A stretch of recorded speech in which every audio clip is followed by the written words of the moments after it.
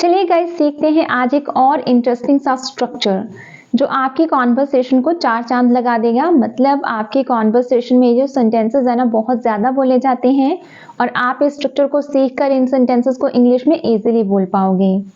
जब भी आप अपनी कॉन्वर्सेशन में अपनी स्पीकिंग में ऐसे सेंटेंसेस बोलते हो कि ये उतना आसान नहीं है जितना दिखता है, या फिर ये उतना मुश्किल नहीं है जितना दिखता है, या फिर वो इतना फूल नहीं है जितना दिखता है, वो उतना भोला भी नहीं है जितना वो दिखता है।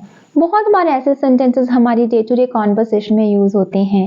इंग्लिश में इन सेंटेंसेस को बोलने के लिए यूज करने के लिए हम ये स्ट्रक्चर यूज करते हैं, जिसमें सबसे पहले आप क्या करोगे, आप यूज कर लोगे वो सब्जेक्ट, वो नाउन या फिर सब्जेक्ट जिसकी भी आप बात कर रहे हो। वो लिविंग नॉन लिविंग दोनों में से कोई भी हो सकता है, डिपेंड करता है कि हम बात क्या करना चाहते हैं। उसके बाद आ जाएगा हेल्पिंग वर्ब, उसके बाद नॉट। अब अगेन वो चीज आएगी ही है, शी है, या फिर आप बोल रहे हो इट है, दिस है, उसके अकॉर्डिंग हेल्पिंग वर्ब आ जाएगी। फिर हम यूज कर लेंगे नॉट सिंपली। उसके बाद as dash as, as dash as जो भी आप बोलना चाहते हो वो आप सेंटेंसेस से अच्छे तरीके से समझ पाओगे। उसके बाद अगेन सब्जेक्ट ही या इट, लिविंग है नॉन लिविंग है। फिर उसके बाद सीम आ जाएगा और सीम्स अकॉर्डिंग टू सब्जेक्ट आएगा। वैसे मैंने ये स्ट्रक्चर यहाँ पे दे दिया है, अगर आपको यहाँ से समझ आए वेल एंड गुड, नहीं तो आप एग्जाम्पल्स की हेल्प से बहुत अच्छे तरीके से इजिली समझ जाओगे।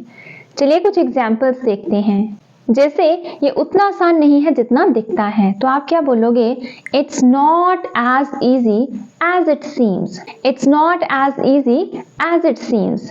It's not as easy as it seems. वैसे आपको स्ट्रक्चर में भी जाने की जरूरत नहीं है, आप इन सेंटेंसेस की प्रैक्टिस करोगे तो इजीली आपको ये बोलने आ जाएंगे। सिंपल सा स्ट्रक्चर है। जैसे मुझे एक और बोलना हो सेंटेंस कि ये उतना डिफिकल्ट नहीं है, मुश्किल नहीं है जितना लगता है, जितना दिखता है। It's not as difficult as it seems. It's not as difficult as it seems. वो उतना भी भोला नहीं है जितना दिखता है या जितना लगता है। He is not as innocent as he seems. He seems वो जितना लगता है, living है। He is not as innocent as he seems.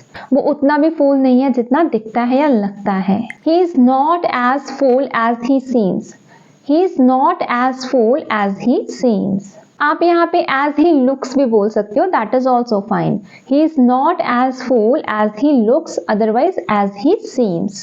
ये मोबाइल उतना भी अच्छा नहीं है जितना लगता है, जितना दिखता है। This mobile is not as good as it seems. This mobile is not as good as it seems या as it looks. वो उतना भी चालाक नहीं है जितना दिखता है। He is not as clever as he seems या फिर as he looks. He is not as clever as he looks. वो उतना भी स्मार्ट नहीं है जितना दिखता है।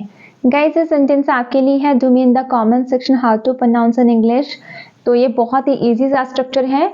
इसके सेंटेंसेस यूज करना और भी इजी है और बहुत ज़्यादा यूज होता है। अगर ये आपको पसंद आया हो तो आप इसे यूज करना स्टार्ट करो अपनी डे टू डे कॉन्वर्सेशन में।